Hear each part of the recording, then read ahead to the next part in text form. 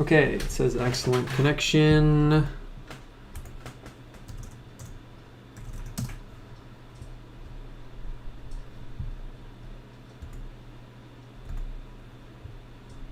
All right, I think it's working. Yo, all right, word up. Is it going? I had some technical difficulties getting this going, but I think we're good.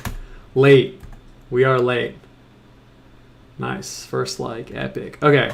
Yeah, we're gonna be like a minute late. I mean, obviously we're starting right now, but we're a minute behind schedule. It's not a big deal. I'm going to post this on Twitter. You guys know the deal. So let's say we're 10 minutes behind schedule. So it says 7:10. We'll pretend it's 7 o'clock. I'm gonna post this on Twitter, and we will get going. How you guys doing?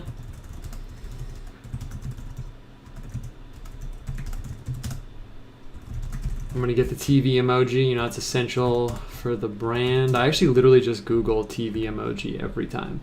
You'd think that I could just have this ready, but I don't. Oh, okay, we are almost there. I'm not gonna make a. I'm actually gonna tweet that. I'm not making a clever tweet because I'm late. We'll call that artist style. I'm about to come through to the chats. Boom, it's been tweeted. Boom, we got the chat open. What's up? What's up? This will be a fun show. Mostly because we're starting late. We'll keep it casual, fun, but also I have some stuff prepared. All right, I'm putting the chat up. Everyone's here. Everyone was clamoring, saying, "Oh my God, where's Owen? What's going on?" What's up, everybody? All right, cool. So like I said, let's just pretend we're like, 15 minutes like behind schedule or so. I am going to, why is the shadow here? Oh, it's because of the mic. The mic casting a shadow. That's a new one. We're going to put the mic over here. You can see we got posted notes. All right, cool. So we'll get started in like 5 minutes. We always have the kicking it in the beginning anyway, but I'm going to use the kicking it in the beginning anyway time to gather my stuff because I just got back to my house. Took me a minute longer than I thought. But it's all good. Everyone was worried. They were like, oh my God, it's not like Owen to be late. Actually, it's really funny because I worked this job once. I can't say what it is, but I worked this job one time. I'm going to walk away from the mic and walk around my studio grabbing some stuff. So I worked this job one time, and it's actually really funny because I worked a really irregular schedule. And one time I literally completely and totally forgot that I had to work. So I just didn't go. I just totally didn't go because I completely forgot. And I got a text from someone that was like, "Hey man, where are you?" And I was like, "Oh my God, I'm supposed to be there." So I rushed there. And it took me a little while, and I got there. And of course, when I got there, I was like, "Oh my God, I'm so sorry. Like I'm late and everything." And everyone was like, "Yeah, actually, we were just worried about you because it didn't really seem like you to just be late. We thought something happened." And I was like, "Wow, I cultivated a really good image." If that's what everyone thought. Everyone's first assumption was that something happened to me, not that I was just being an idiot. How are you guys doing? It's been a crazy week here. It's been a crazy week.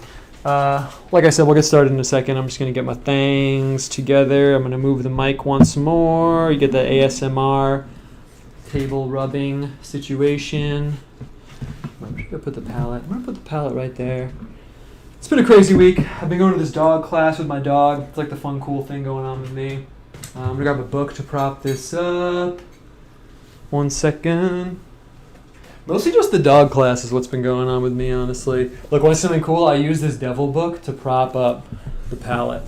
So he's like trampled beneath the color situation. I'm going to grab the paints, which are over here. What else has been going on with me? Today's show has a theme that reflects something happening in my life very soon. It's not as dramatic as it sounds, but it is kind of cool. All right, got all the stuff. Cool, I think we're good. Is the mic working? Gonna turn the mic. Let's see, what time is it? 7:15. Let's do this thing. We're gonna skip the casual intro. This has been the casual hanging out intro. Did you enjoy it? Are your feelings of casualness sated? They are. We're all here. There's no reason to worry. And let's pull the trigger. We can relax. Got a little tension because I was late, but it's all good. We're letting it go. And we're letting it go. We're letting it flow. sail away into the intro, and I'm going to click the right button. We're not going back to clicking the wrong button every time. Boom. Oh my God, I freaking jinxed it.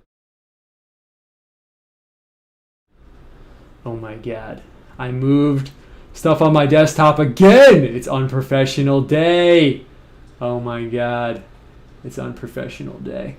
Let's see, if I just put that back on the desktop, what if I just throw the new intro back on the desktop?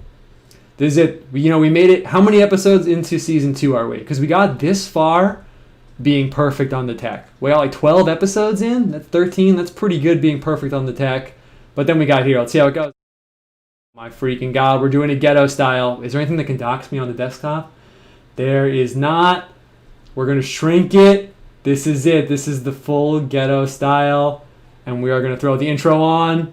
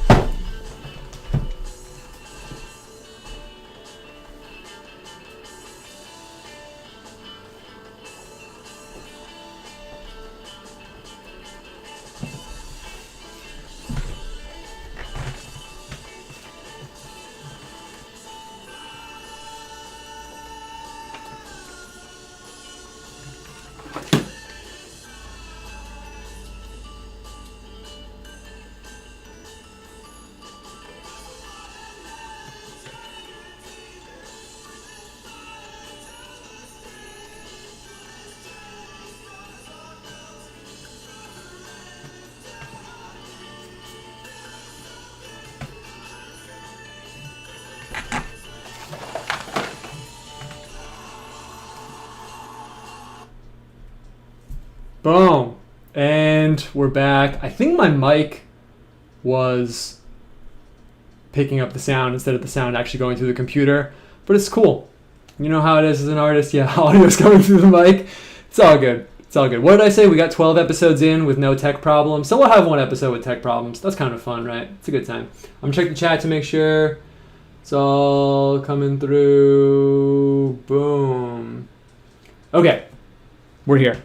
You know, it's funny. I used to do, man, I hate that I can't talk about my old jobs, honestly. I used to do a lot of work with people in different situations. I'll put it that way. And it's funny because, like, when I used to do that, I would always have, like, nerves and stuff. You know, you have nerves before you go up. Like, let's say you're going up in front of a crowd of, like, 100 people or something. You know, you have nerves before you do that. But what I would always do is I would always kind of, like, detox and, like, let the nerves go. But what I noticed after a while, I was doing it for, like, a few years, is that if I came in late and I just ran in and I just got up on stage and I just like started to, sometimes I would bring all the nerves from being late into me talking to those people. So I'm consciously letting it go. Can you feel it? And here we are. How's it going, guys? So, yeah, I'm amped to do this right now. I mean, I look forward to this all day on Tuesday. And here we are. I think this will be a cool one. Obviously, I think that because it's my own show. I wouldn't do something that I thought was whack. But I thought we'd feel out this one a little bit. I thought we'd kind of I don't want to say improvise. Maybe improvise a little bit. Kind of take it into more painterly world. We'll see how it goes. I'm also down to take more questions from the chat and stuff. I see people already asking me some interesting stuff. But let's just cut to it. You guys know the deal. In case it's your first time here, normally I kind of go into like the book situation, scripture, talk a little bit about what we're jumping off from, and then we'll jump off into like actually making the painting. And today it is not going to be that much stuff in terms of the scripture, because what I want to do right now, I'm going to grab the cooler book that I have over here off the floor. This is the last time I'm getting up from the desk. Boom. So what I was thinking for today, I was planning the show out as I do. I get up Tuesday morning. I have my coffee. I actually have coffee here right now. It's a little too late to be drinking coffee, but I might have a little bit. I got to be on for you guys. And planning out the show, and normally what I do is I kind of just go through symbols, scripture. We're running along a theme, so I go through the theme, but I like to not fall into the trap of just doing the same thing every time. So I kind of want to make sure I always have something fresh and something cool. So I took out this book right here. It's a really cool book. We've looked at it before. Ultimate Bible Dictionary of Angels, Prophets, and Prophetic Symbolism. It's a really great book, but it has no index, so you can't actually look anything up. You have to just accept what it gives you. So it's kind of like an oracle in and of itself. And if you've been watching the show, you know Season 2's theme has been visions and dreams. We did a bunch of visions. Now we've been doing a bunch of dreams. And I was like, what are we going to do this week? What are we going to jump off from? And I was looking around and I was like, yeah, we did Joseph stuff. That was cool. That was pretty tight. A lot of these dreams in here are just kind of like God came and told someone like to do something. So not a lot of visuals there. And I was going through, I was like, Nebuchadnezzar, he has this cool dream where there's this statue and it's all these different materials representing these different kingdoms. Got to Daniel and I was like, yeah, we kind of did Daniel really, really hard a few episodes ago. So what are we going to do? And I was stumbling along and I was like, New Testament dreams? That sounds kind of cool. There's trances and visions. I actually found something else we're going to do in a few episodes probably. But I kept coming back to this one. It's really tiny actually. It's really, really small. There's not that much visual in it, but I don't know. Something about it just kind of struck me. It's from Matthew 2, 12, 13. I got a bigger Bible right over here. I'll break out in a second. And it says, "And being warned of God in a dream, that they should not return to Herod," or Herod. I say Herod. Maybe that's wrong, but I don't really care. Mispronouncing things is part of my brand in case you're new here. "They departed into their own country another way. And when they were departed, behold, the angel of the Lord appeareth to Joseph in a dream, saying, Arise, and take the young child and his mother, and flee into Egypt, and be thou there until I bring thee word, for Herod will seek the young child to destroy him." Or Herod. So, I don't know, I came upon that one, and I was like, that sounds pretty dope, actually. I think we should use that. And it kind of changes it up a little bit, because what we've been doing is, we hit a dream or a vision, and there's like A, B, C, D symbols in there, and we take them and put them in here. But what I actually wanted to do for this one is I kind of just wanted to use this as a jumping off point for the painting. So I'm not going to be like painting this scene or these two scenes in particular. We're going to use this as kind of a jumping off point, basically.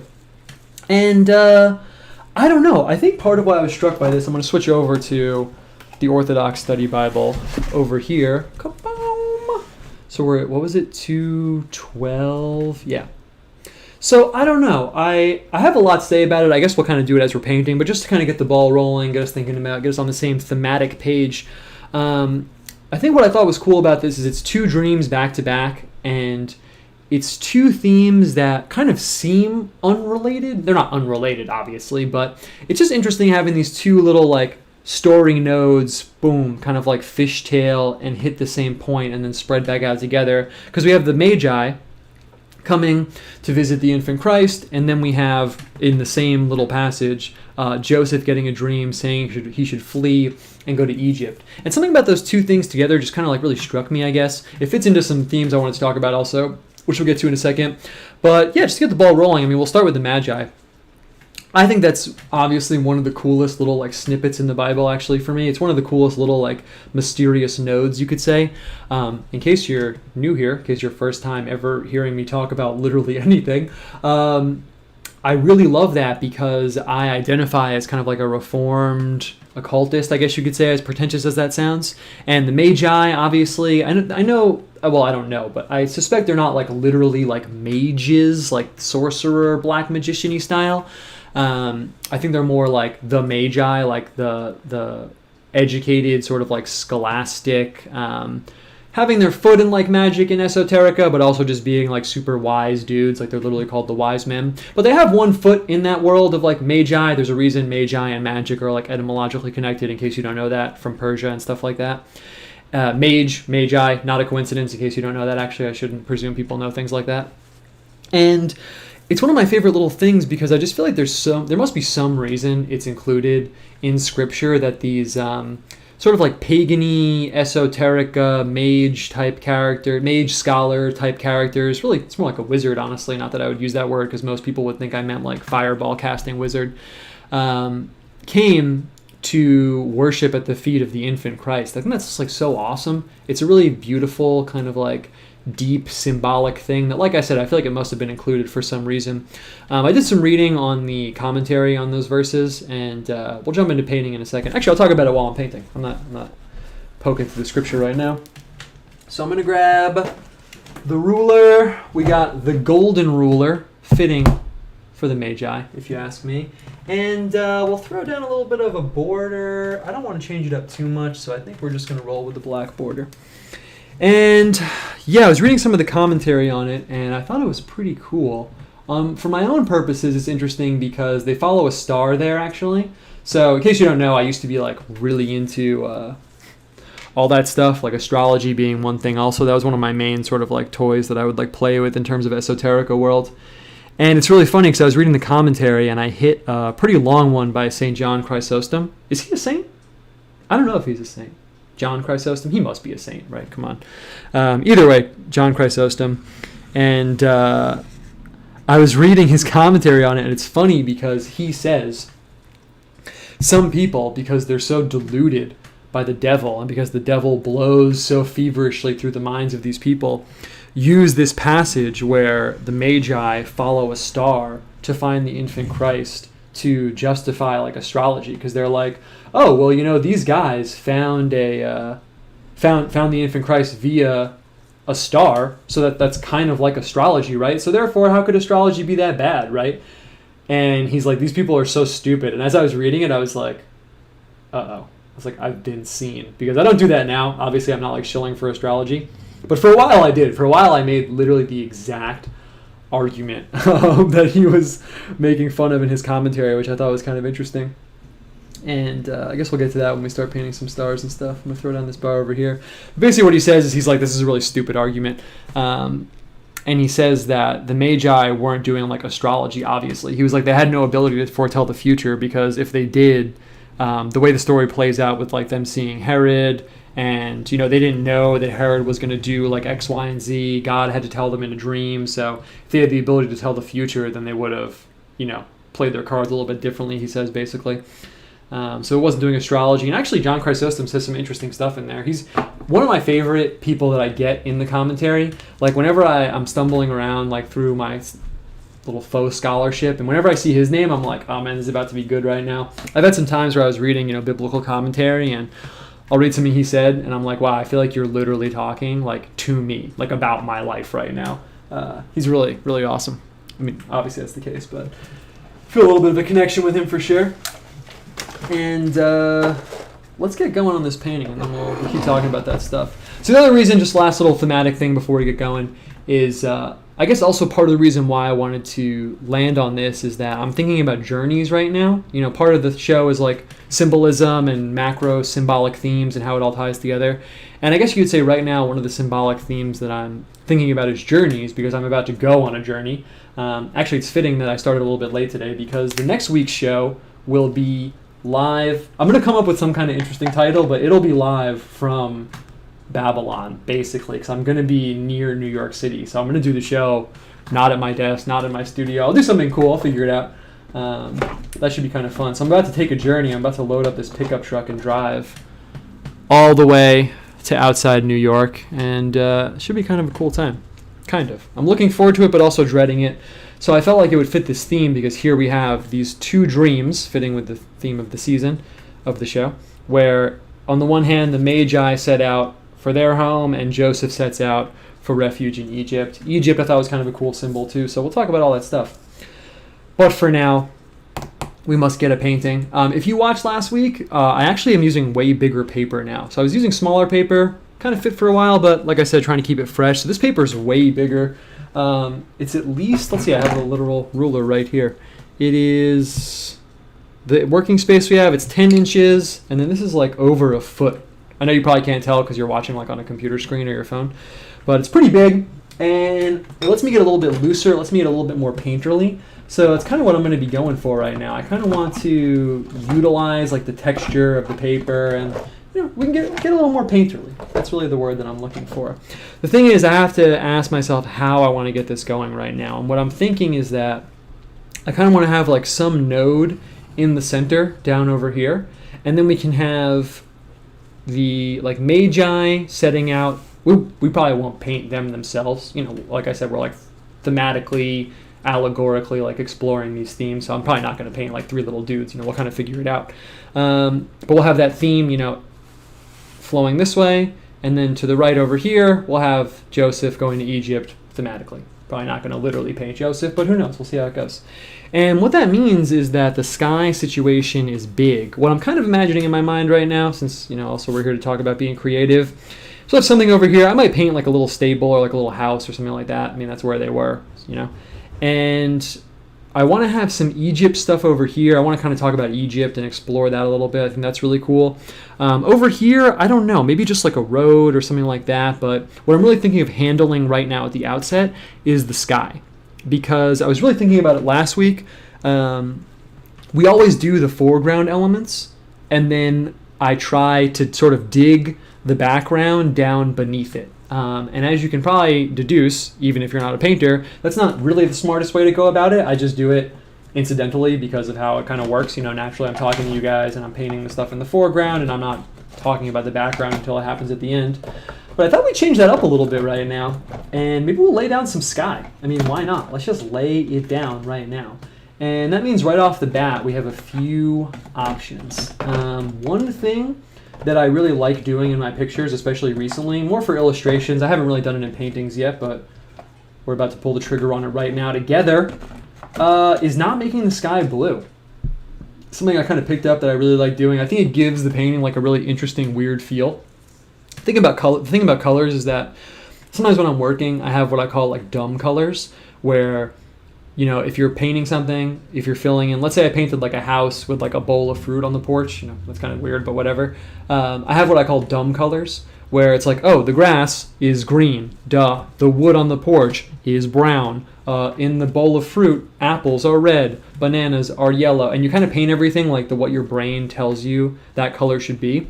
But you can also get a little bit more painterly with it, because if you actually look at a lot of great paintings, if you pull up anything like Still Lives or Cezanne or anything like that, a lot of times, obviously, painters are worried about catching light and time of day and creating an atmosphere. Things actually aren't the colors that you're thinking of them as, if that makes sense. If you took a photograph, for example, let's say, of like a woman wearing like red shoes at night, let's say it's like the sun setting or it's night, you got this blue cast over everything, her shoes aren't going to be like red. Maybe they're actually this color in real life, but at night with the nocturnal lighting, they're probably going to be like dark blue. They might even look kind of black or something like that. And if you're a good painter, when you paint all that in, the viewer reads the shoes as red, if that makes sense. Like if you're painting a still life, you have a peach off in the shadows. You don't just paint it peach colors, it's in the shadows, it's darker. And then the viewer reads in those peach colors. They infer it based on like the context.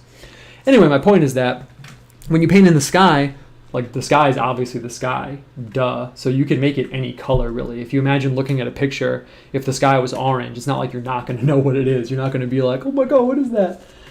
So I wanna throw down a different color for the sky.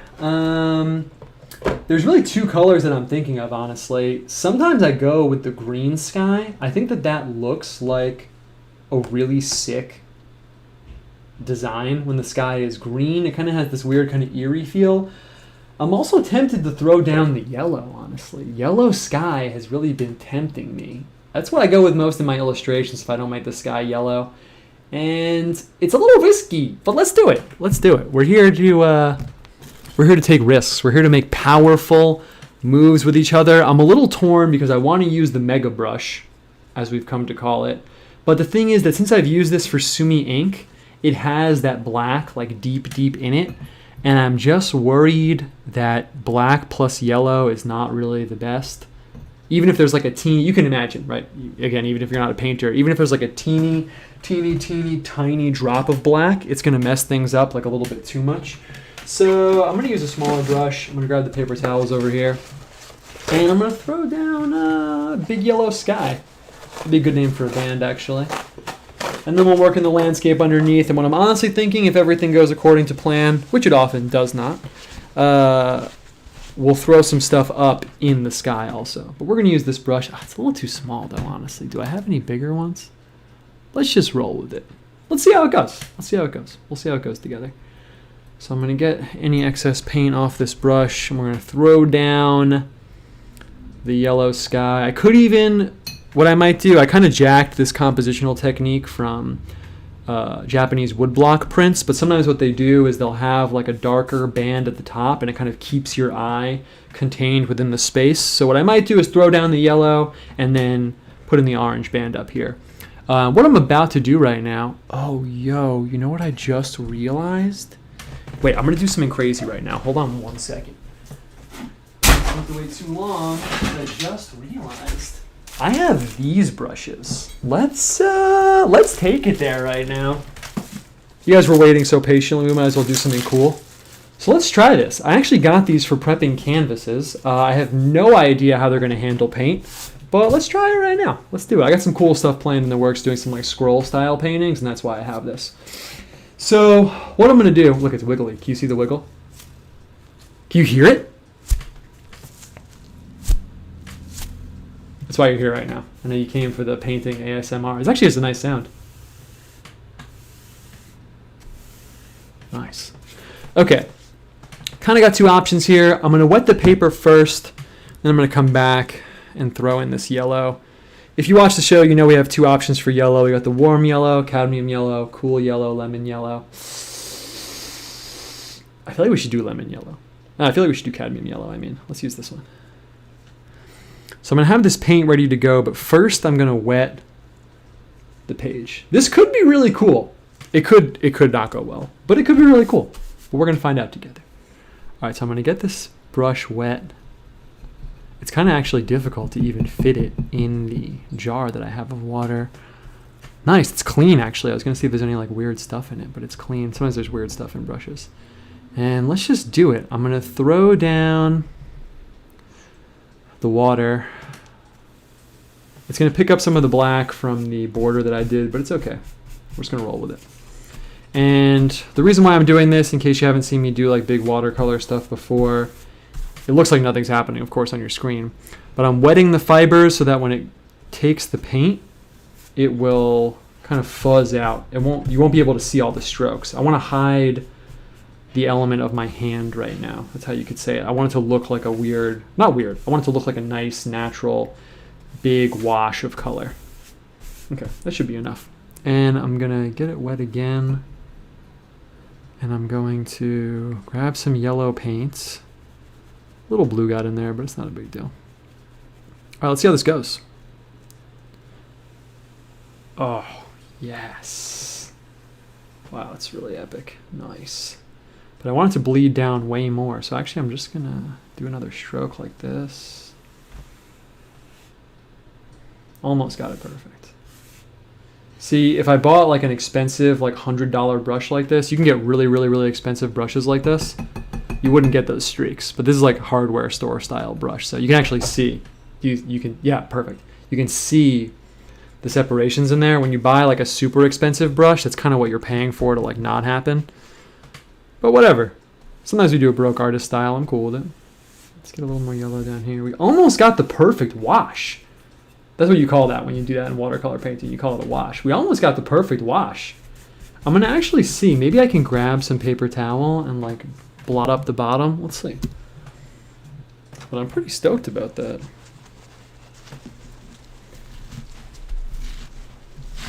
Let's see what I can get going down here. Oh, almost. Yeah.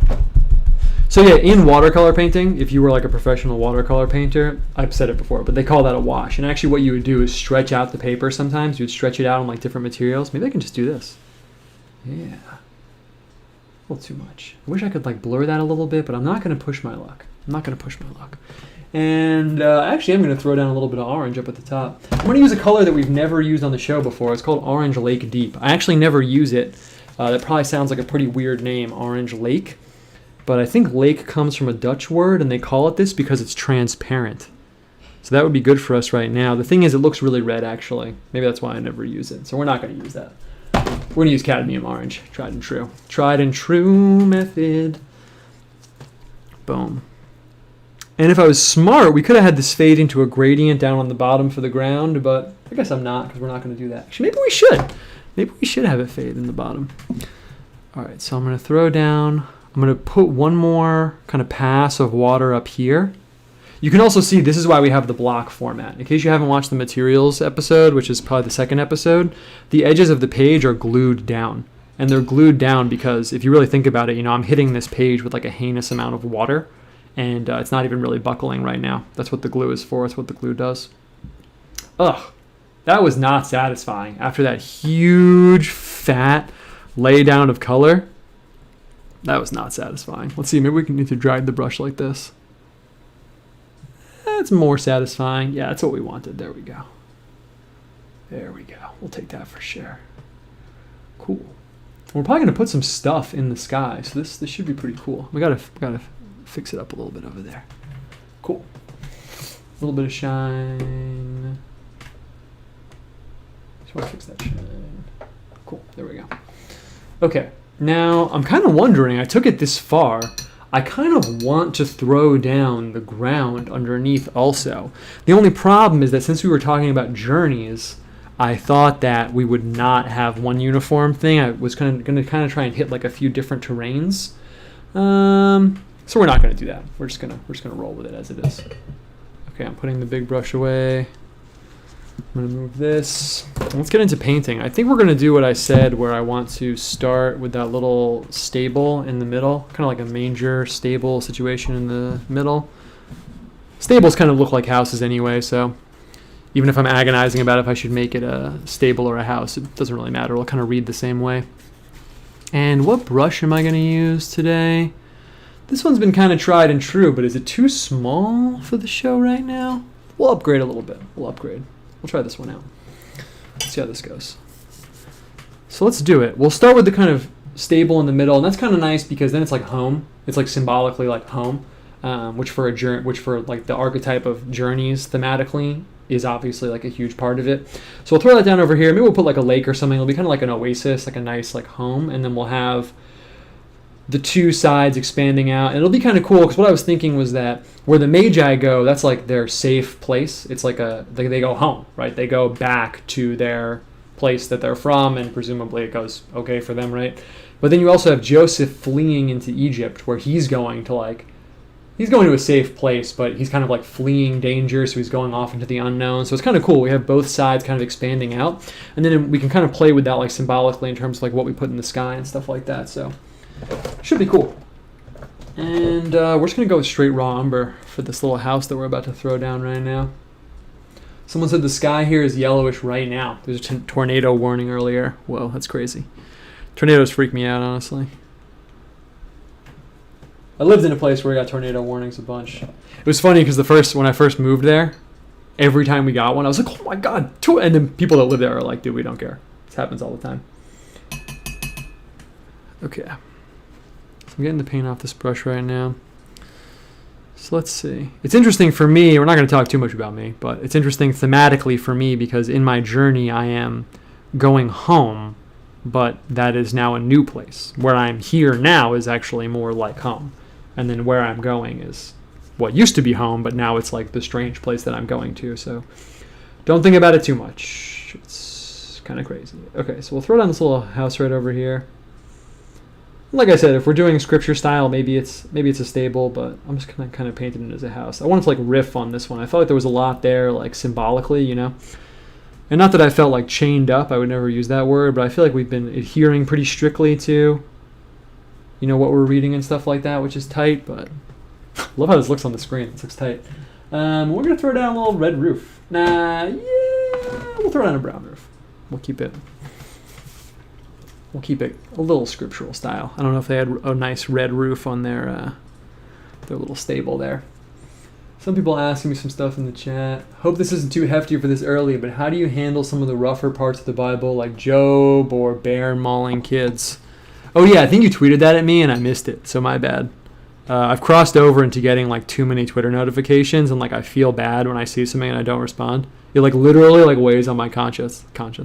If you ever message me or tag me on Twitter and I don't respond, I assure you that at some point in time I'll be like awake in bed at like 2 a.m. and I'll remember your message or tweet and I'll be like, oh my God, I didn't respond to that. So that's what's going on my end.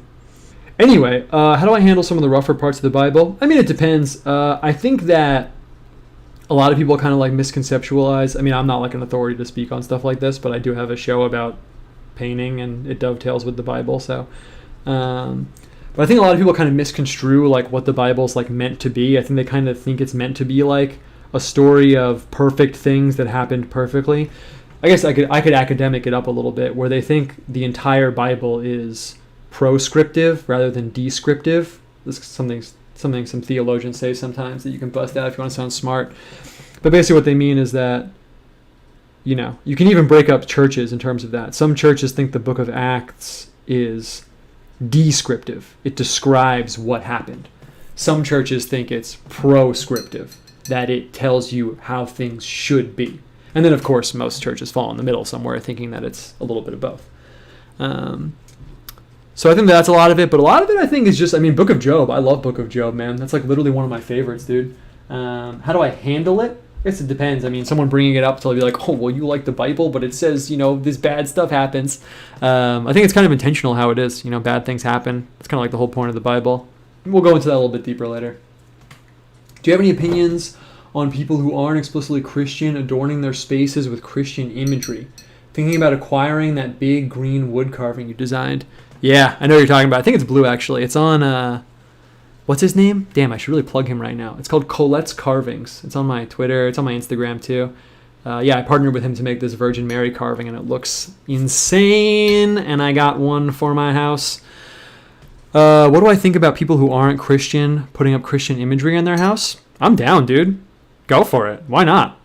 I mean, if you really want to know what I think it's kind of like a stepping stone, right? It's kind of how you get sucked in. I mean, that's how it happened for me with Buddhism. You're like, oh, I really like this Buddha sculpture. I guess I'll get one.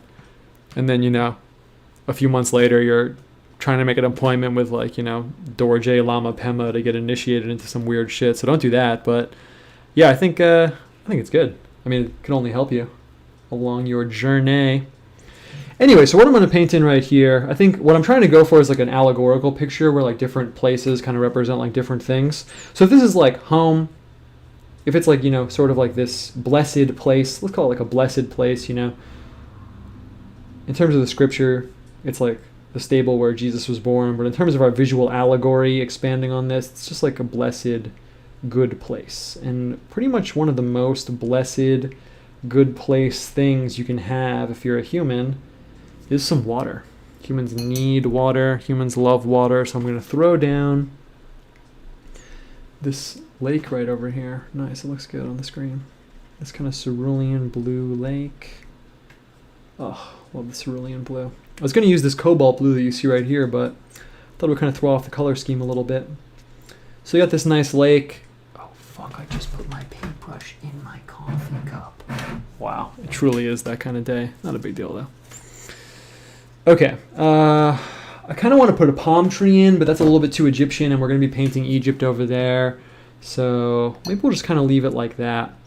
And I want to set up this left half of the picture first. I think it's going to be a little bit more like thematically simple. So we're going to have, you know, something like the three magi. We'll have some like symbol representing them because I'm trying to go full allegory. In case you don't know what an allegory is, an allegory in painting is a painting where all the different little things represent something else. So, for example, one of my favorite paintings ever, actually, it's by Vermeer, who's a really great painter, and it's called Allegory of the Catholic Faith. And there's a woman, so there is a human in this allegory. There's a woman sitting in this chair, but she's surrounded by all these things that symbolically represent different aspects of faith and the Catholic faith to this painter Vermeer. So she's looking at a bubble. A bubble represents like transience in the fleeting, like physical world. There's a book crushing a snake. That's pretty obvious. There's a tapestry of a man riding a horse. So we can probably read into that and say, you know, well, the man's tamed the horse in the way that faith and the church kind of tames a human. There's a mirror. You know, you see yourself reflected in this like faith and process that you go through. There's a globe. You know, the church has dominion over the earth, and so on and so forth. So that's what an allegorical painting is. It's a painting where you're meant to read into all the little things that are there, in case people don't know that. It's kind of a cool artifact. You can look up visual allegories. They're very cool. Sort of like a proto-meme, if I want to make myself cringe to death by making that internet comparison. So that's kind of what I'm going for here. So I don't want to paint in the three magi straight up, like them themselves riding horses. I could do that, but then, you know, I kind of have to make it like an illustration of the scripture and be like respectful. I'd kind of rather stick to our visual allegory realm. So what I think I'm going to do is I'm going to make 3 wheels. I know that's kind of weird, but I think that would be kind of dope, actually. Just to have these 3 wheels rolling out, and that could kind of represent them. I know they were probably not... Actually, it doesn't say what they were riding, but they were probably on horseback. That's pretty much always how they were depicted. But wheels, symbolic of a journey. They're a really tight symbol in general, so that's what we're going to do. That's what we're going to do. And we're going to use yellow ochre. Oh, actually, you know what we could do? I guess that is kind of a cool idea. We're going to paint in the 3 wheels as the colors of the gifts that the Magi brought. So as you probably know, the Magi brought gold, frankincense, and myrrh. Yeah, Isadora's right. I should move the coffee before I drink it because I'm going to accidentally drink it. The thing is, it's so late here, I'm probably not going to drink coffee right now because it kind of like makes me a little crazy. But thank you for your concern. So we're going to paint in the wheels in the colors of the gift the Magi brought. So we'll make the first one gold. It kind of fits. And then we'll make one kind of myrrh colored and one kind of frankincense colored. And no one knows what the colors those things are in general, so only we will know. But it's worth it to symbolically and visually explore our minds a little bit. And I actually read a lot of commentary on the Magi today because, not only to talk about it with you guys, but because I was interested. I'm trying to expand my own knowledge, obviously. So I'm going to throw in this first wheel right here.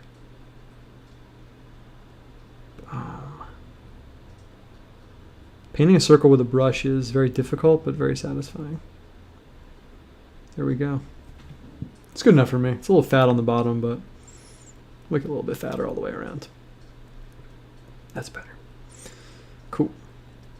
So I read a lot of commentary on the Magi today. Something that actually kind of surprised me that I didn't really, I guess you could say I didn't really notice. I didn't really think about it before.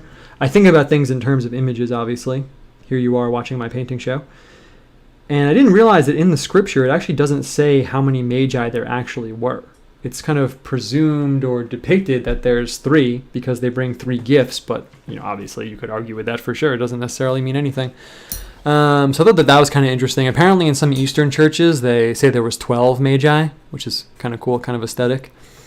So I'm going to make this next one kind of like myrrh colored. The thing is, myrrh is kind of like these stones. I've never seen it in real life, but when I paint it and when I look at pictures of it, it's kind of these amber. It's like amber, but it's more orange. It's a little bit more orange than amber, a little bit more brown. So I'm just going to kind of make it this dark, deep color. This is a pretty good myrrh color right here. So I'm going to throw that down right now. And in one of the commentaries, it was saying that they brought these 3 gifts, the frankincense, myrrh, and gold, because it said gold as though for a king, frankincense as though for the dead. Not for the dead. It was something like that. And then myrrh for because of a god, because he's a god. Maybe it was king, man, and god, because those are the 3 things Jesus is. But it was saying that the 3 gifts were kind of symbolic, which I thought was cool. Okay, so I'm going to throw in this second wheel right over here. And we'll give the wheels some tracks too. That looks pretty dope. They look kind of like gears, but I'm rolling with it. Yeah, so amber's pretty close. It's like resin from a tree. And then the last one, frankincense. I am not going to lie, since I'm doing this a little off the cuff, I don't actually really know what color frankincense is, but no one is going to symbolically decode this image ever except us hanging out right now. So I'm just going to make it a little bit darker. I'm just going to make it a little bit darker. We'll make it kind of like a darker brown, and we'll call that good. I've only had frankincense oil and frankincense in incense form. I've never, whatever it is, I've never actually held it in real life, so I can be excused for that. I'll put this third wheel right here. It'd be cool to give them wings, but I feel like if we put some stuff in the sky, we're probably going to give those wings, so I don't want to cash the wings chip in too early. Cool. Boom. Perfect. And there we go. And if anyone doesn't know, the Magi and like the original mages, I think they're called MAGA. Even though MAGA is now like a Trump thing, I think in their language they were called MAGA, like M-A-G-A. Magus comes from the word. There's lots of words in English that come from that word. It's something pretty cool to look into. They're pretty interesting sort of class of characters, and in most magical lore, most like Western esoterica, usually weird magical stuff goes back to the Persians and Zoroastrians and stuff like that. Whether the lineage is real or not, they like to kind of trace their lineage back to there. So it's kind of an interesting note. And I'm going to give these wheels some tracks, just a little bit. I can't use straight yellow ochre because we used that for one of the wheels. So I'm going to lighten it up a little bit, and we'll make it a little opaque. Let's see. Cool. So we'll throw down some tracks right over here. So I'm just going to kind of let them roll along a little bit. It'll look a little bit like a shadow, but it's cool. Yeah, that looks dope. It does look like a shadow, but I actually like it. I like that a lot, actually. And I'm going to give them a road. They're going to be rolling down this little road. I'm going to make that straight yellow ochre also. And maybe I won't paint in a hard horizon like I always do, but the road is another journey symbol that I really like a lot. I often include this in my images for symbolic reasons. I want to give myself a little room to do some other stuff if I want to, but I also want to make it clear the road is not just incidental. So what I'm going to do is I'm just going to come down. Is it too light? We'll see. And just bring it around. Cool. And that reminded me I wanted to get some dry brush in. That's what that's called when the brush kind of drags, but you're not, I'm looking at the screen, it looks like this is a camera illusion, like you're missing something here, but it's not. There's just nothing there. So I'm going to come back in and make it a little bit darker. Boom. We will get some like painterly texture, like you can see a little bit of the texture here, but for now I also want to make sure things are visually clear, so. Actually today I did this wedding image for someone, and I used the road as one of the symbols because it's like, you're starting this journey together, so it's probably one of my most used symbols. Cool. And this is way darker than the outside, but it's all good. I'm just going to feel this in a little bit here. And in here, I'm cool getting some of that dry brush, maybe a little bit of the dragging color. Just going to drag it along. I'm using this hyper rough paper. It's super rough. So that's kind of what's going to allow me to have this texture. I'm kind of neutral on the texture. It's like, does that really look good? Or does it kind of just look like I didn't have enough paint on the brush? But for now, we're going to roll with it. Let's roll with it for now. If we want to come back and fix it up later, we can. And I guess we will have to have like a little bit of a horizon or something, but I kind of like it actually. And I'm kind of torn on how I should paint it over here. I could paint in, I don't know if I want to paint in something like Persian-y. I think that's like going to be a little bit of a reach. Could just paint in like a nice, like lush place, just like a nice, let's go that direction because they're going home. This is like symbolically like returning home in our allegorical image. So let's go in that direction. We'll put in some like nice trees and stuff like that in the background. This will be like just a nice place they're like going back to that's like safe for them. Because that is what happened. They were fleeing the king who probably would have killed them or at least extorted very important information from them. And nobody wants that. Somehow the cypress trees always make me think of like Persia and stuff. I know they're from Cyprus, obviously, hence they have that name. But they always make me think of that. So I'm tempted to make a cypress tree back here, but I'm not going to do it because in Renaissance art, cypress trees are symbolic of death.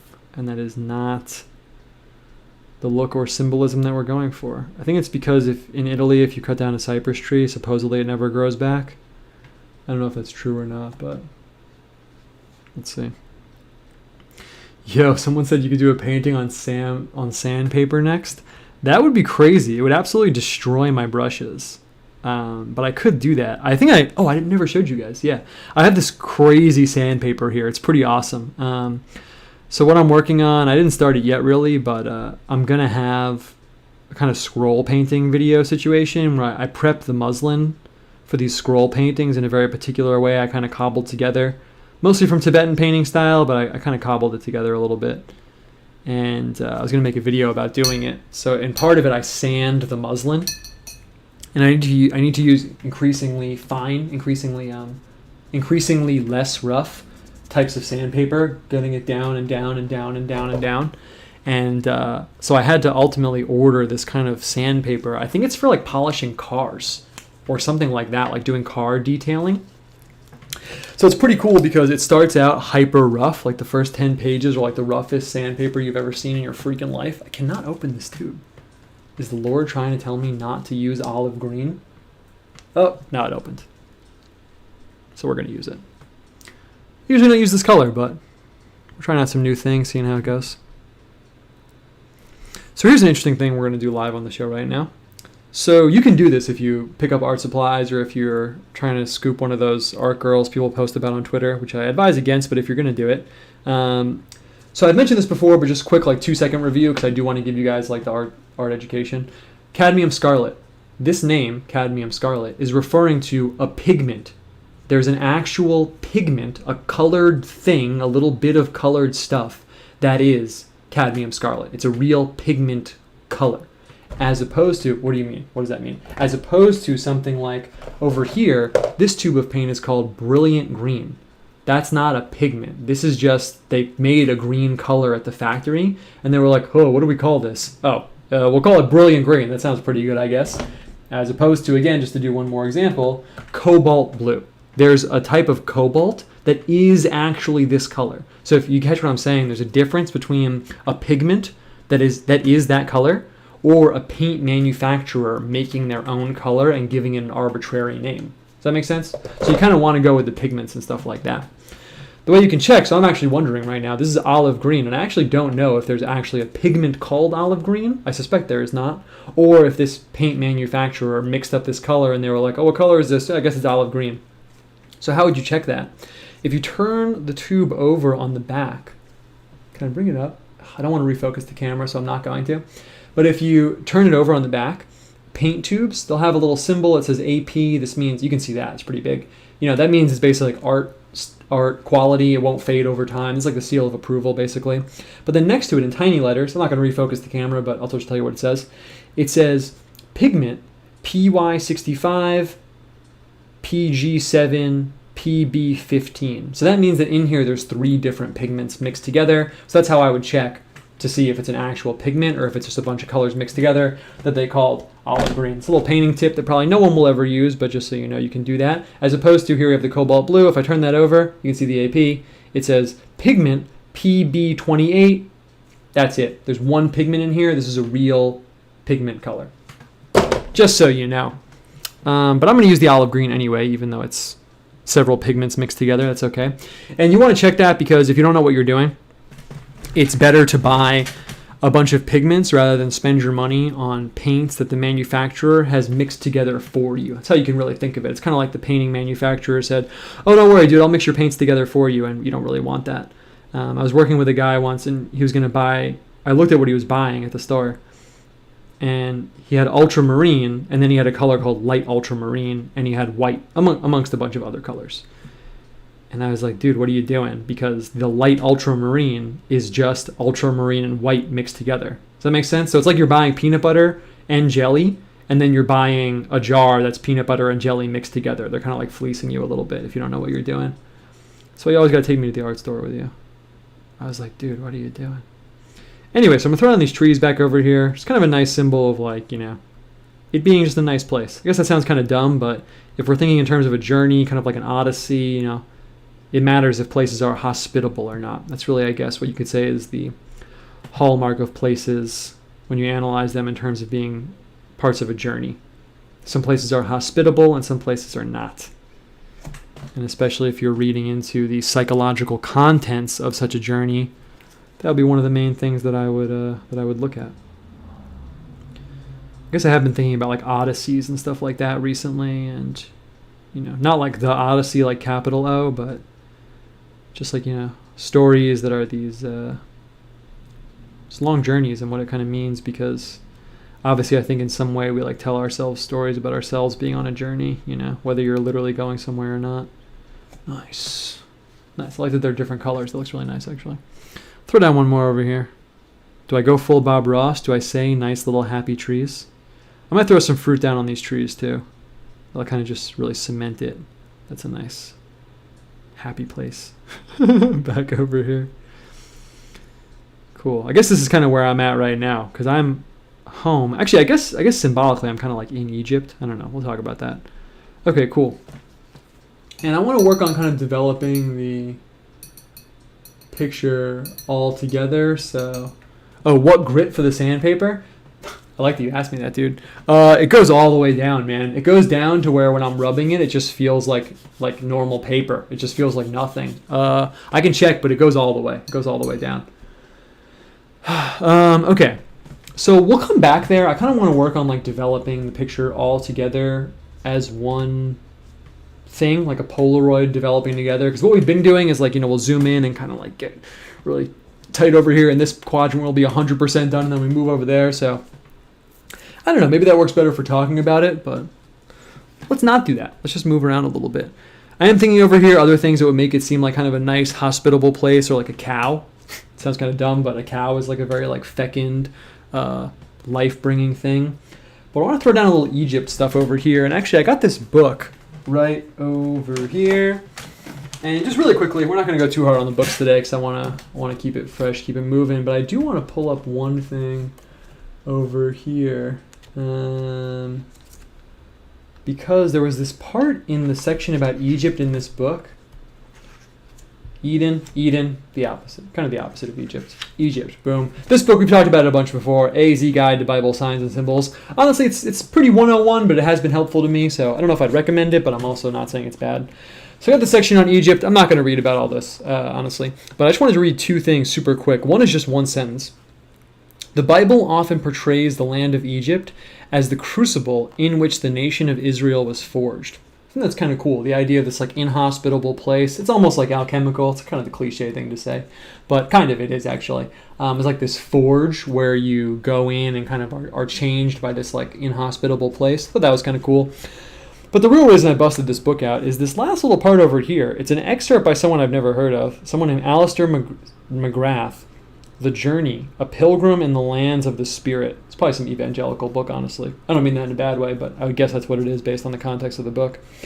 And I thought this was kind of cool. It says, the Exodus tells our story. Each of us has a personal journey to make, from our own Egypt to the Promised Land. We have left something behind in order to make this journey. We have had to break free from our former lives in order to begin afresh. We were in Egypt. We were delivered from bondage. We are in the wilderness, on our way to the Promised Land. The story of Exodus involves us. It is all part of the history of our redemption, of which we are part. I thought that was kind of cool. I know that there's like kind of like a thing for like modern theologians and priests and stuff where they're like, yeah, you shouldn't read the Bible and be like, this is, me. This is about me. I mean, it is kind of about you, but it's also not. So with that clarification, I thought that was kind of cool. I thought that was kind of a cool idea that like personally we're all on this like journey out of this like forsaken place to this like promised place, and that where we are currently now is like in the wilderness. So I guess going with the show, we've done a few chapters. We're like in the book of Numbers. We're like back in the Balaam painting. Like, I don't know where you're at. Maybe you got it all figured out, but I certainly don't. So we're like in the book of Numbers symbolically or something. I thought that was kind of cool, actually. I definitely feel that way. I feel like I'm in the wilderness. And of course, if it's Egypt, I'm going to throw down a pyramid. I mean, let's be real. Hello, obvious symbolism department. I'm obviously going to throw down a pyramid right now. Yo, egg white in the chat. Is that real? Damn, that's epic. I gotta step up my game. That's epic right now. Nah, I like that. That's dope. I've seen your streams too, man, obviously, so that's sick. Anyway, yeah, if I'm gonna step it up for the celebrities in the chat. Yeah, I thought that was kind of cool because, I don't know, I really feel like there's this interesting thing where I think somewhere else in the Bible, I thought Jesus actually said this, but something like, a prophet doesn't teach in the place where he's from. A healer doesn't heal in the land that he's from. I don't know if that's exactly the quote. Actually, when I looked for it, I couldn't find it, so maybe Jesus didn't even say it, but I think there's something interesting about like making that journey out of like the place where you're from and then going somewhere else and then coming back to it, and that's literally what I'm about to do right now. I'm about to load up a pickup truck and roll back to a place near New York, and it's kind of interesting, man. It's really interesting for me psychologically if I go on just like a little subsection about the personal thematic symbolism, which always ties into the painting and maybe you can or cannot relate to. But it's interesting because, I mentioned the Odyssey before. I feel like when I go back home, what I always think of in the Odyssey is the Lotus Eaters. I used that in my thread about weed a while ago, but that's what I think of. It's like this place where like everyone is kind of like narcotized by these like lotuses, and I used to be like one of them, but now I'm not. And I don't know, man. It's just really interesting, honestly. And I wouldn't say I'm like dreading going back there, but I kind of am a little bit. I think the coronavirus thing makes it a lot easier because I don't have to like see anybody. But it's this interesting thing. And then it's also this thing where like the physical journey and like the temporal journey fit together. Like I was thinking about that before too. Like when people go on a journey in a book or in a text or in a myth or in the Bible or in real life or whatever, we're always journeying like through time. Even if you stay in the same place, you're moving through time. It's like obvious. But then when you're on a journey, it's like those two things are wedded together. You're moving through space and time together, and it's almost like your physical moving through space becomes symbolic of like moving through time in a way. I guess that sounds kind of pretentious, but that actually is how I think about it. So it's interesting because like when I go back home, like it's not that far away. I mean, it is kind of far, but it's not that far. I'm getting some of that rough paper texture in here. I'm just kind of like focusing on what I'm talking about. But it kind of manifests like the journey that I've made through time. And it's really interesting because I made this comic. It was called Comic X. If you search for that on Twitter, you'll find it. And one of the things I talked about in there, one of my other favorite visual metaphors, we actually haven't really done it on the show at all ever. Maybe we'll have an episode on it, is masks. I feel extremely called to like the symbol of the mask and like what it represents. And I just feel like there's something interesting. Like whenever I go back home, it's like I'm not wearing like the mask anymore, but it's kind of like I wore it for so long, like just kind of being like not fake, but you kind of have to like hide who you are. I'm sure like any young man like watching this, or not just young men, but I'm a guy, so I can only speak to that experience, kind of knows that feeling of like you kind of have to like keep it close to the chest, especially if you have any like heretical opinions. And then when I go back home, it like manifests this like time gap, you know, that seems so much larger than it really is. You know, I only moved away like 2 years ago, but I feel like I've traveled like 1,000 years like through time. Even though I haven't, I feel like I have. And like when I see people there, it's like, you know, I used to be really into like quantum physics and stuff like that. Not in like an academic way because I'm not that math inclined, but I was into that for a little bit. And I saw this movie one time where this looks dope. That pyramid looks sick. The shininess with the sun. I'm feeling that. I'm gonna throw down a palm tree while I'm talking. I was kind of feeling what I'm talking about, so I'm gonna throw down a palm tree and then we'll kind of get back in the zone of like the chat and stuff. But I kind of want to wrap up what I was saying.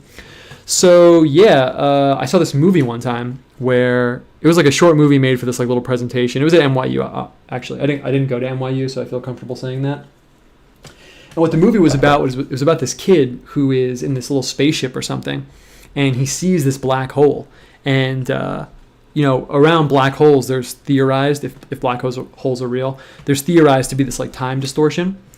So he doesn't know that. So what he does is he's like, oh, I'm like a rebellious little kid, you know, I'm gonna go fly right at this black hole. I'm gonna fly right into it, or near it at least, get as close as I can, kind of like a game of chicken.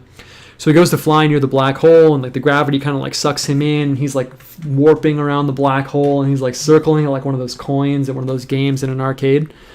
And then he comes out of it, and he's like, oh man, that was really fun, and he turns back out of it.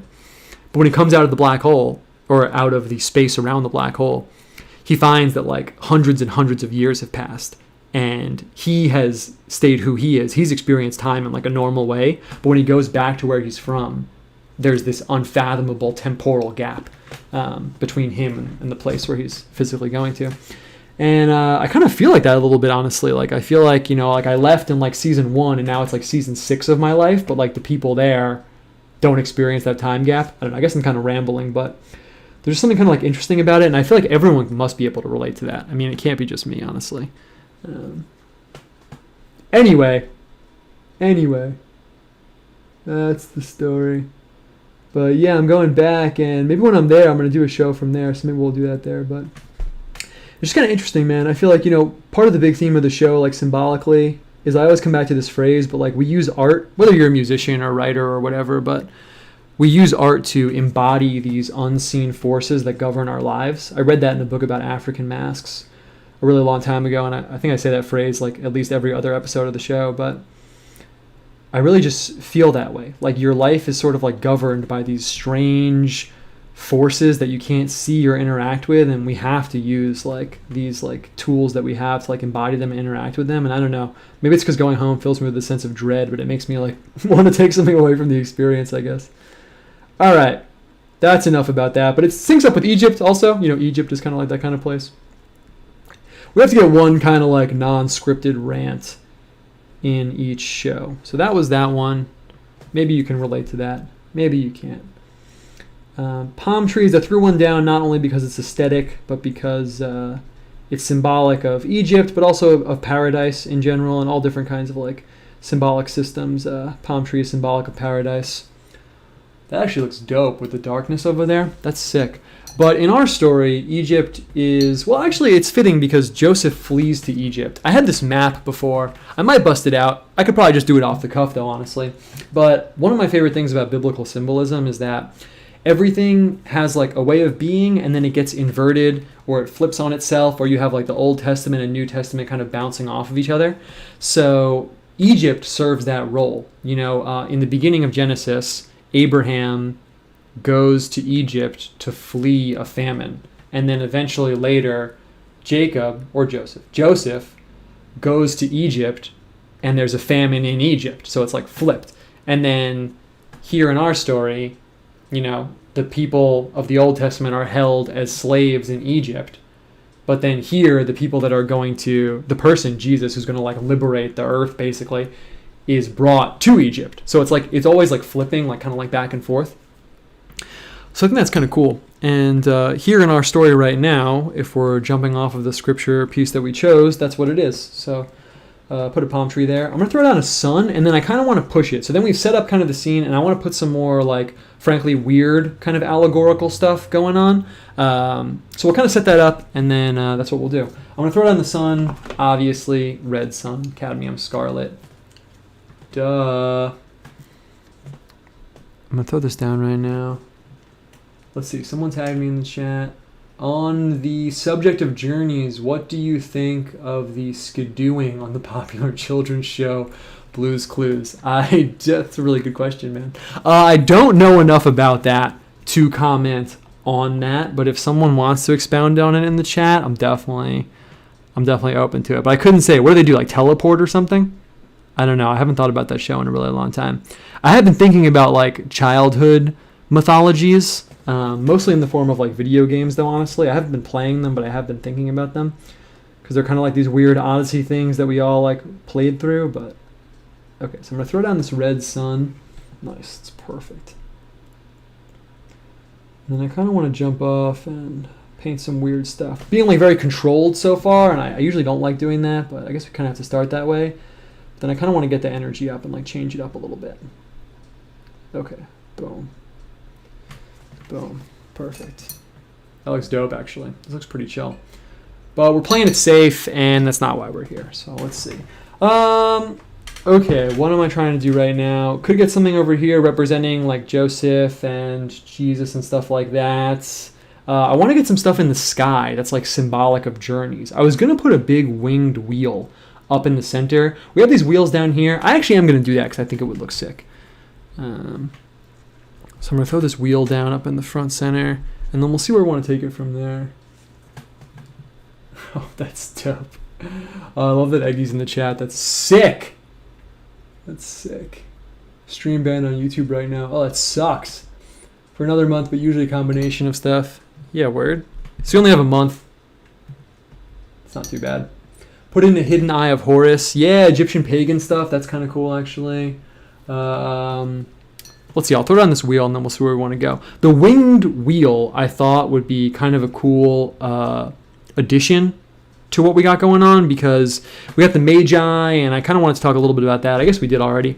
But their main symbol is the winged sun. And it's kind of interesting because I forget where I read this in one of these weird books that I read, but it was basically saying you can kind of like break down different religions, whether they're from the winged sun or if they're like preceding the cross, and like different religious symbols basically jump off from either the winged sun or the cross. I don't know if that's true, but actually, I like this texture, so we're just going to leave that in. I'm going to throw this down. I like putting wings on things in my images. I guess that's kind of like a basic, obvious thing to do, but to me, what the wings represent is wings are symbolic of being on a divine mission. Things that are sent by providence, you could say. That's like what the wings represent to me. It's not just like a normal bird wing, obviously. And we don't have to put in white wings. Everyone always goes with the white. It's kind of like the default, but we can put in a different kind of wing up in here. Wheel is dope also. We didn't really fully go into it, just to like expound on it a little bit, but it's like a physical wheel, obviously, but like wheel of fate, wheel of fortune. You have a lot of like unpredictability, traveling and stuff like that in there. Boom. That looks pretty sick, actually. Kind of looks like a sun a little bit because of the axles and stuff. I'm going to throw down some wings. Honestly, I'm thinking white would be like a safe bet, but I'm actually thinking if I go with the red, it'll look pretty tight. So I'm going to take this red and just put the red up here. Kind of like the wheel has these like cardinal wings. Perfect. Okay, I'm getting tagged in the chat. We'll talk more about journeys and stuff in a second, but we've been going for a little bit, so let's see what's going on in the chat. I've been distracted from the chat. I've been expounding. Oh, it's perfect. I love getting the wing when it comes down like that. Oh, yes. Put in Hidden Eye of Horus. Yeah, we might do that. How long till you start popping out kids? Dude, tell me about it. I think about it. I kind of want to get my business going a little bit harder, but I also don't want to not do it. So I have been thinking about it. I was joking. I was with my wife in the car, and I was kind of joking, but not really. I was like, I should have a tier on my Patreon that's like $1,000. I have a kid. If you commit to $1,000 a month donation to the art studio, I'll just immediately have a kid. And it's like, you're worried about population statistics, all that stuff. You can do it. For a measly $1,000 a month, I will immediately produce an offspring. And I was kind of joking. We both laughed, and then I was like, yeah, I actually would do that, though. So I'm thinking about it eventually. Probably in the next, year or two. We'll see, though. I also hate that, this is, totally detached from, the topic of, thematic journeys. I guess it's, symbolic of, life journey. But I hate that, we have control over that. Doesn't that kind of suck that, in modernity, we have control over, when we have kids? Because if it was, any time before contraceptives, I would just have a kid. And I would have just, made it work, But instead, I'm, Bugman style, when we have enough money, we'll have a kid. God. Is nothing free from the stain of modernity? Of course not. Yeah, I got this a little dark up here, but it's okay. I'm just going to kind of bring the red out a little bit. I didn't want to bring it out so much. I kind of lost that stroke underneath, but it's all good. And then I think we'll just kind of go nuts and throw some stuff up in the sky. I want to push the thematic, allegorical element. I feel like on the show, it's always the first half, we're setting it up. And then the second half, it's harvesting that freshness. It's kind of a good style, though. That looks pretty dope, actually. We're just going to leave it with 2 wings. Let's see. Should I hit anything else in the chat? This has a big-time Super Mario 3 desert level vibes. Dope. All right, didn't expect that, but yeah, it kind of does, actually. I'll take that. I mentioned it earlier, but there's a painting I've seen set during the flight into Egypt, and it had Mary and the Christ child sleeping at the foot of a sphinx. Oh, yo, Sphinx will definitely put one in. That's a good call, actually. Nice. Okay, Sphinx. Put in a winged Teutonic great helm, symbolic of the flight to the Holy Land, foreshadowing the Crusades. Yeah, winged helmet. That's pretty tight too, actually. The chat's killing it right now. Do you find the right wings easier to draw into the left wing? It's funny, I thought you were talking about politics, but you're not. Due to the handedness, or are you beyond that at this point? Yeah, it's true. It's kind of hard to put it up because of the way the hand comes about, but you kind of get used to it. I'm going to read Eggy's comment too. A lot of people I know are getting engaged and are conceiving, and I'm over here theory crafting Japanese RPGs in my studio with all the lights off. But my day will come. It's true. It's true. Well, we will see all the Twitter bros ascend. Yeah, it's funny. I'm gonna go with the Sphinx thing. Let's go with that, and then we'll see kind of how that plays out. I'll talk about the Sphinx symbolically. That's a really, really dope theme. But we will put that in right now. Yeah, it's funny. When I first, got married or whatever, I feel like people on Twitter, you can kind of break them up into 2 categories where some people are really playing a character, but then some people are just yeah, this is literally just who I am, and I'm this freaking guy. I like to think of myself as part of the second category. So I was do I talk about having a wife or something? I don't know. I felt bad, kind of I felt like I was rubbing people's faces in it in a way. But then I was actually for me it's more you guys see how I am and who I am, and to me in my mind it's more if I can get a wife, then there's hope for anyone. I'm as you guys know the deal. You guys know how it is, and I'm as there as anybody else. So yeah, we're all gonna make it basically. I'm gonna leave the face of this Sphinx blank because I'm trying to not do the obvious thing. So I think that it would be dope if maybe we won't even give it a human face. Maybe we'll put something on it or whatever. And the Egyptian stuff, the pharaohs, they wear this kind of headdress. I forget what it's called, but you've definitely seen it if you've seen any Egyptian stuff. But what most people don't know is the horizontal lines on it are symbolic of the rays of the sun. So they have this kind of headdress, and then you know what I'm talking about. They have these horizontal bands on it. and it's supposed to be like light is like pouring out of the face of the pharaoh. King Tut was buried in a mask like this. That's probably why it's like so well known in the West. Also, a lot of sculptures are like that. If you look up a sculpture of someone named Hatshepsut or something, it'll definitely have that. And on the top, what they normally have is this little sun thing. They have like a circle up here, and they often have a snake. Should I put the snake in? Yeah, why not? Let's just put it in. Boom. Got the little snake thing up there. Tight.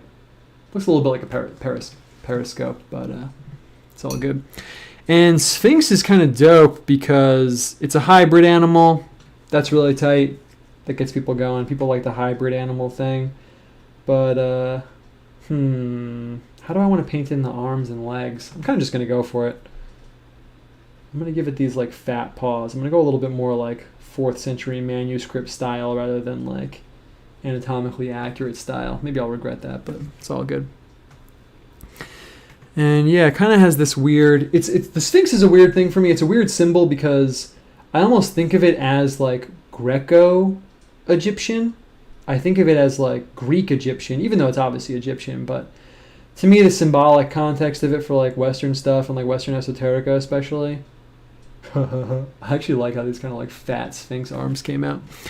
Kind of is more of like a Greek thing almost. I don't know. I can't really explain why. I guess I've seen a ton of Egyptian sphinxes in museums and stuff like that. That's just what it makes me think of. The hybrid animal thing is tight. Boom. Okay. I'm going to come around with the tail. We'll give it a long tail, but I also want to leave room for... I could have given it like more of a traditional Sphinx posture, but I thought we'd just go for it. Yeah, it looks pretty dope. Give it kind of the lion tail back over here. Boom. Cool. And for Western context, I don't even know where this came from, but like the Sphinx asking the 3 questions, that's obviously kind of like the main thing it does, right? So maybe we'll give it that kind of context in our picture. And I'm actually going to grab this blue. Oh, no, actually? Yeah, I'm going to do that. We'll use this kind of dark blue over here. I want to paint in these rays. Actually, maybe we'll give it gold. We'll play it safe. I thought the blue would be too dark. We do have another desert color scheme going on over here. I don't know why every show ends up being like a hardcore desert color scheme. Maybe it's my association of like the Old Testament and the desert, but we'll roll with it. So I'm kind of going to get a little bit looser. It's 8:30, so we have time, but I always feel like I'm a little too controlled. So let's go a little bit wild over here. We're just going to go for it. We're going to power through. Okay. So I got that going on. I kind of want to do something weird, and I kind of want to start stepping into like a little bit of a weirder space. So I am going to make the Sphinx. I had an idea. I'm just going to go for it. I'm going to make the Sphinx like wounded. I'm going to give him like a wound in the side. I feel like there's something about that. The Sphinx is like a gatekeeper. That's like his primary function. He's like a protector figure, so he's like a boundary keeper. If we're thinking about things in terms of journeys, that's another thing. Is like the gatekeeper, kind of like a psychopomp. In case you don't know what a psychopomp is, a psychopomp is someone who leads between the world of the living and the world of the dead. I wouldn't say the Sphinx is like a full-on psychopomp. So, for example, in Egyptian stuff, Anubis, the jackal-headed deity, is the psychopomp for most Egyptian stuff. Presumably, unless you subscribe to what is called the Kemetic religion, the Egyptian religion, presumably the Egyptians saw jackals and stuff hanging around graveyards and places where they would burn bodies and stuff and bury, people that weren't rich enough to get entombed. They would see jackals hanging around dead body places, so they made the connection between jackal-headed deity Anubis and the jackals that hung around the dead. It's kind of a cool theorized visual etymology for that. But Anubis is the psychopomp for Egyptian stuff. Who else? I think Mercury is a psychopomp in some Greek stuff. Most kind of like pagan-y cultures have something like that. And here, let's get a little bit of texture. That looks dope. I love painting. It's kind of weird, but I love painting something like wounded because I feel like it's usually just so unexpected. I feel like you really don't see that coming. And I feel like if we're talking about journeys, bypassing barriers and stuff like that, having like a wounded gatekeeper is kind of a weird like psychological thing. Kind of takes me exactly into the space that I want to be in with you guys right now. So let's just keep it going. I'm going to keep an eye more on the chat if people want to start like asking me more stuff, but let's just power through. Let's power through. We set up the pins. Let's knock them down. It's also more interesting if we're kind of going off the cuff and just like letting things happen. I guess I'm gonna make this foot like a little bloody. Yeah, this is tight. The Wounded Sphinx. Someone get a metal band together and call it that immediately. Cool. I also have a theory I'm kind of working on where like the human-animal hybrids and like the human-animal deities are kind of like a similar, they're like an extension of the same phenomenon that like transhumanism is basically. That like if you're not working in like a theological context, that you kind of want to push the human form to be melded with whatever is like most powerful in your like immediately physical surroundings. So back in like pagan times, that would be animals, so you get animal hybrid deities. But then now it's like technology, so you get animal techno hybrids. Haven't really worked on like fully parsing that out, but I thought it was kind of cool.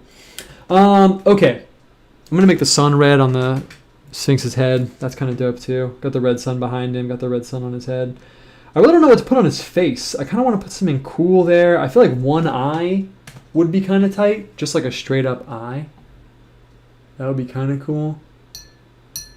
Let's see, who's my favorite? I said I'm gonna keep an eye on the chat. Someone said, who's your favorite painter? Oh, dude. The symbolists in general are really tight. Who's my favorite painter? Man, it's a really good question. I feel like I should have like a hardcore like stock answer for that, shouldn't I? I'm obviously not thinking of someone. Let's see, I go to the museum. My favorite painter. I mean, I'm trying not to say John Leon Jerome. John Leon Jerome is sick. He's definitely one of my favorite painters. Man, it's so interesting. I haven't thought about that in so long because I've been out here away from museums. So I've really been thinking of... I went with the vertical one eye for the Sphinx's face. Thought it would be dope. So I've really been thinking in terms of like illustration, honestly. I've been thinking about illustrators and I haven't been thinking about painters. But I'll just name some. Yeah, Jean Leon Jerome is definitely one. I'm literally walking through museums like in my mind right now. It really depends. It depends on what particularly we're going for, I guess you could say. Oh, actually, it's probably Raphael. I guess that's kind of like a cliche answer, but I kind of want to say Raphael. Maybe he's my favorite painter. I think that he's probably like the best painter of all time. I'm going to pick this up a little bit. Cool. Let's move on from the Sphinx. Let's keep it moving. I'm going to give the Sphinx a key. We're just going to lock into like symbolic journey things and see what happens. I'm going to give him a red key so it matches the blood. That's kind of interesting too. It's like what he's wounded from is also like his ability to like unlock things. I kind of like to just go with a little bit of a Rorschach test sometimes, where like putting like the deeper symbols together that all relate to a theme kind of have you read in things into them. So we're going to give the Sphinx a key. Boom. Oh. Dope.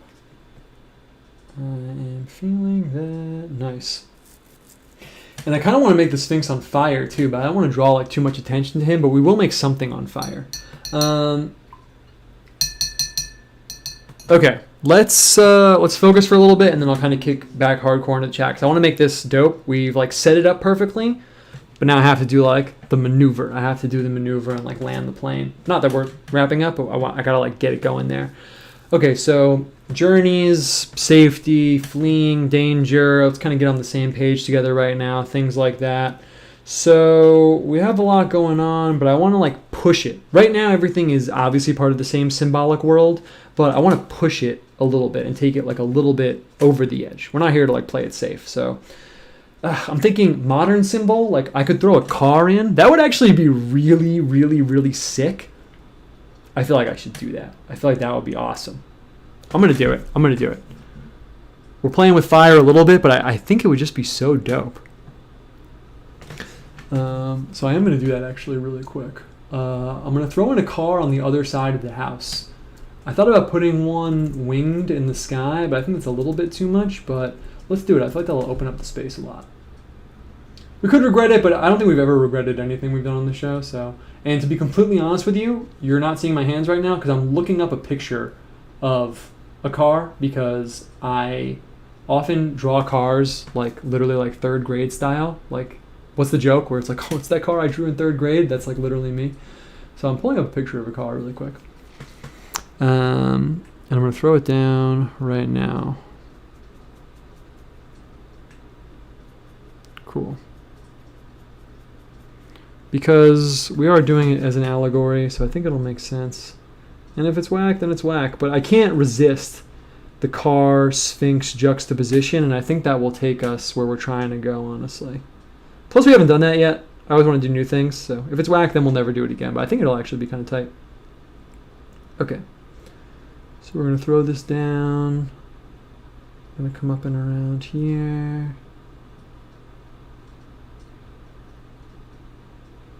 Boom. Perfect. We haven't included a car ever in any painting we've done, which is funny because that's so much of like my symbolic character is incorporating modern things. Actually, it's not really. It's something I like doing for fun. But let's do it. Let's see how it goes. So I'm going to throw this down. I'm going to get the top part coming down over here. Nice. I can already tell this is going to give us a sick look. And if you don't like it, we can tolerate it for one show. But I think it's going to look sick, actually.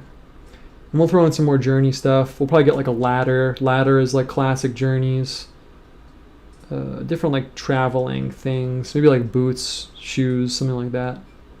We'll kind of talk about it and then we'll just keep it moving. Yeah, this looks sick. I'm not going to lie.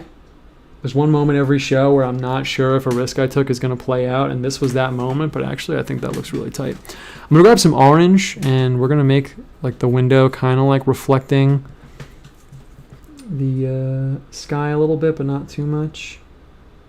Yeah, perfect. Nice. I mean, the car is straight up the modern chariot. It's funny because it's kind of been, its image has kind of been like too taken on by like advertising and stuff, but in terms of painting and stuff, I mean, yeah, it's so obviously like the modern chariot. Does anyone even really need that explained to them? So it's kind of tight. Highway, road. I mean, it all comes together. Boom. Cool. Boom. I feel good about that. I feel really good about that, actually. Because now it's like we are participating. We are participating in the image. I'm going to throw this down over here.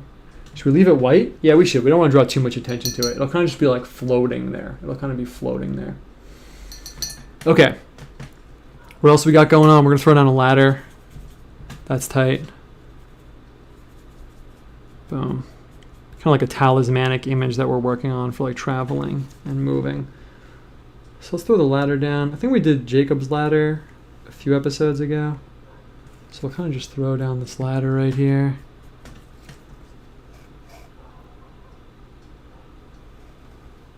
Boom. Perfect. Nice. The car is controversial. I embrace the controversy. We are here to be controversial. Throw down this ladder. Boom. Boom. Boom. Yes, I'm going to say it every single time I paint every rung over here. Okay. Oh, wait. I have the wrong thing open. One sec. Boom. All right, cool.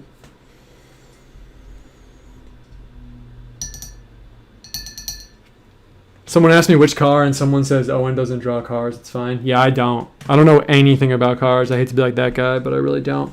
Okay, push a little bit more. I'm kind of thinking about this like wounded situation over here, and I kind of want to put in more of that, but I don't want to push like the creepiness. Let's step back for a second. We're reflecting journeys, road.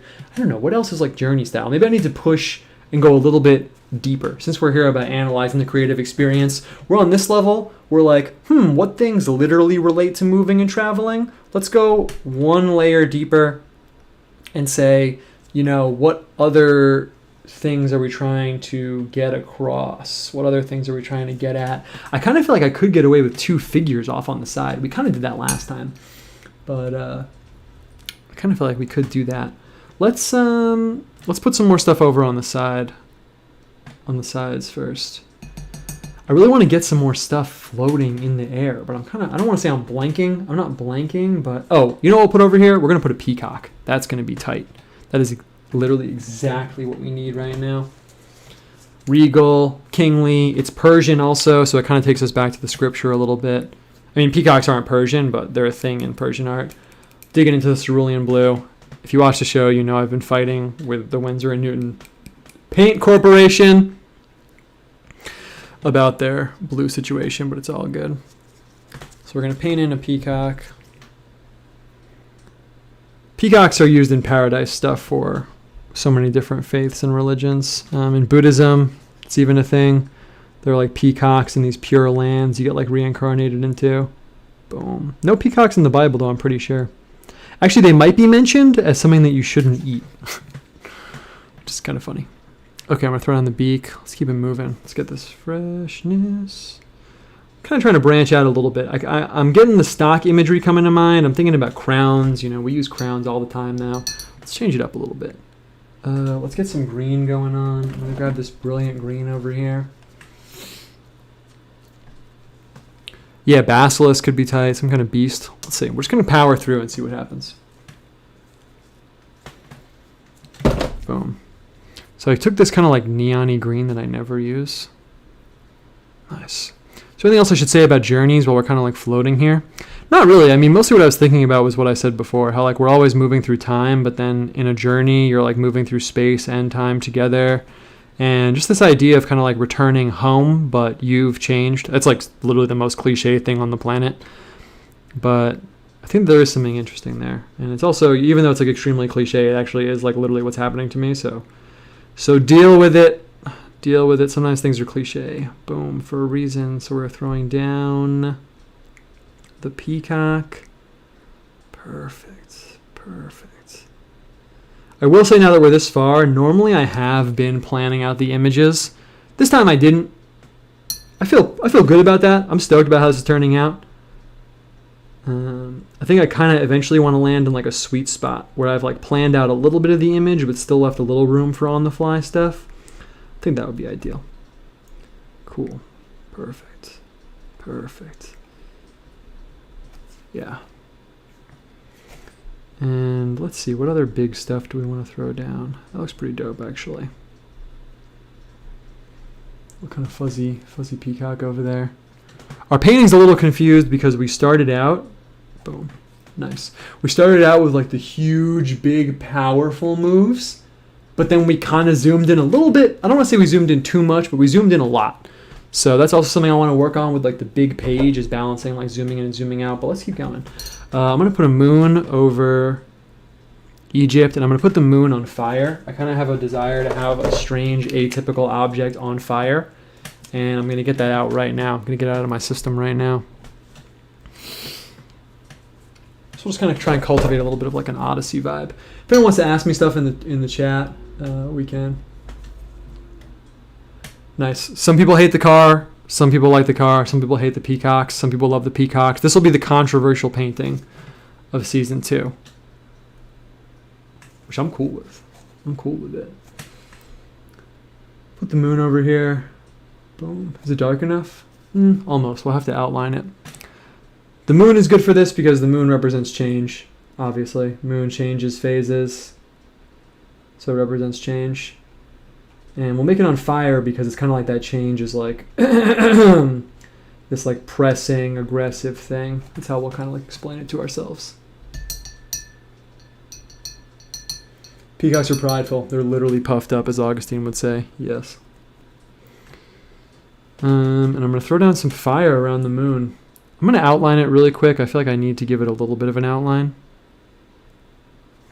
But not green, though. That's kind of weird. Well, I'll put it on fire and then I'll outline it in red. That'll be dope. Someone said Morningstar 99. How can we make that happen? Honestly, not to shill, but Patreon's helping me make that happen right now. That doesn't mean that that's what Patreon's for, but that's what's helping me do that, honestly. I think that what's going to happen with the comics is I'll spend the rest of the year comics-wise. I mean, not like the rest of the year, but you know, when I poke into comics world, I'm going to get a comics, not anthology, but a compendium, like of the first year and a half of comics together.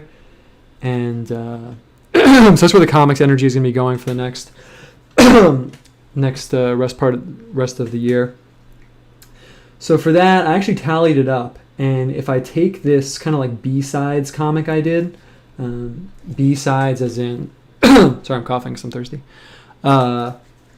It wasn't meant to be released. I just kind of did it for fun. But I think what I'm going to do is I have this like 10, 12 pages or so. It's literally just random stuff. It's not like cohesive in any way, shape, or form. It's just literally random that I never released. I called it the Golden Apple comic. What I'll probably do is I'll finalize that. I'll turn that into like a quote unquote like real comic. And then I'll include that in the book. So if you get the book, you get something you haven't seen before. I think that's kind of cool. And yeah, it should be like 100 pages. I'm actually kind of stoked. I sat down yesterday when I was doing Patreon stuff. I'm not like aggressively shilling my Patreon. I'm just saying that's what I was doing. And I sat down and I counted out the pages. And yeah, I'm going to have like 100 pages. It's pretty awesome. I got the Ghost comics in there. Sex comic. That's already like 30, 40 pages. And then all the different random comics that I did. And yeah, it's up to about 100 pages. And I'll try and release that in time for people to get it for Christmas. So that's the goal. Next comic thing is going to be the weed comic, which goes with the sex comic. And then I'll probably roll through the themes there. And during that time, I want to have Morningstar 99 kind of on the back burner, kind of like on in the background. So that's the goal. I'm structuring it in terms of episodes.